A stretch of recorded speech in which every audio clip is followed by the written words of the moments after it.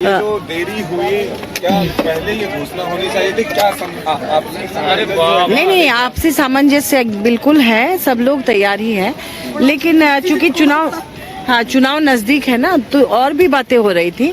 सभी विधायक अपने अपने क्षेत्र की बातें कर रहे थे, किनके यहाँ शिलान्यास है, लोकार्पण है, किनके यहाँ क्या दिक्कतें हैं। माननीय मुख्यमंत्री जी सामने मिले तो सब लोगों ने अपनी अपनी बातें रखी। तीसरा जो एक नॉमिनेशन खरीदा गया है पर्चा, हाँ, क्या फिर एक हॉर्स ट्रेडिंग फिर से उसके बारे में यहाँ कोई चर्चा नहीं हुई। मार्केट मैंने मीडिया के माध्यम से जानकारी जो मिली है, बस वही बात है। आपस में लोग बातचीत कर रहे थे कि भाई वो आदमी है कौन, कोई जान नहीं रहे हैं कौन है, किस पार्टी से है, लेकिन उस पर कोई ऐसी चर्चा नहीं हुई, सार्वजनिक कोई चर्चा नहीं हुई। इंडिया गठबंधन की तरफ से एक ही प्रत्याशी है? हाँ बिल्कुल, एक ही प्रत्याशी है, सरफराज अहमद जी ही प्रत्याशी हैं और वही जीतेंगे, इसलिए कहीं कोई शक शुबा की बात ही नहीं है। लोकसभा के लिए सीट का फॉर्मूला पर भी कुछ बातचीत हुई क्या? उस पर बात बहुत जल्दी होगी, ऐसा माननीय मुख्यमंत्री जी और तमाम लोगों ने कहा। क्या इस पे जेएमएम अगर आगे उम्मीदवार उतार दिए लोकसभा में, ऐसा देखा? लोकसभा में क्या सीटें नहीं, वो तो देखिए स्टेट लेवल पर भी तय होगा, उसके बाद नेशनल लेवल पर भी तय होगा। उसमें जहां जिसके कैंडिडेट स्ट्रांग है उन्हीं लोगों को दिया जाएगा।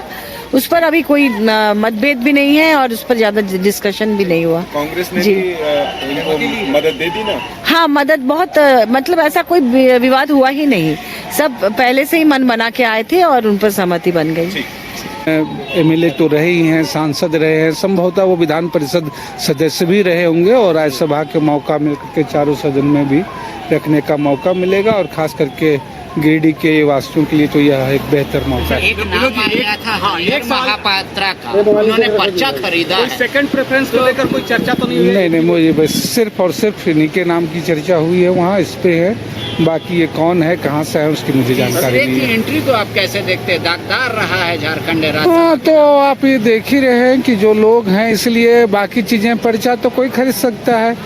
तीसरे या चौथे व्यक्ति कौन नामांकन करते हैं, उनके प्रस्तावक कौन होते हैं, कैसे लोग, तो उससे स्थितियां स्पष्ट होगी। ये लोग राज्यसभा में एकजुटता है, लेकिन लोकसभा में क्या वामदल अलग हो जाएगा? 8 सीटों के लिए दावेदारी आज पेश कर दी गई। देखिए, कुल मिलाकर के अभी स्थितियां हैं वो अलग अलग सीटों में, कोई सीटों पे सिचुएशन हो सकता है, लेकिन पूरे देश भर में एक कमोबेश सहमति बन गई है कि भारतीय जनता पार्टी के खिलाफ जो दल है और जहां भी हैं वो एक सामूहिक चुनाव लड़ रहे हैं। लगातार कुछ इक्का दुक्का एक्सेप्शन हो सकते हैं, अपवाद हो सकते हैं, लेकिन मूल उद्देश्य और पूरे देखें दिल्ली से लेकर के जहां तक बाकी सारे राज्यों के आ रहे हैं, यूपी तक के भी बाकी चीज़ों में यही स्पष्ट है कि लोग भाजपा के खिलाफ, जो लोग विपक्ष में हैं, वो मिलकर के ही चुनाव लड़ेंगे।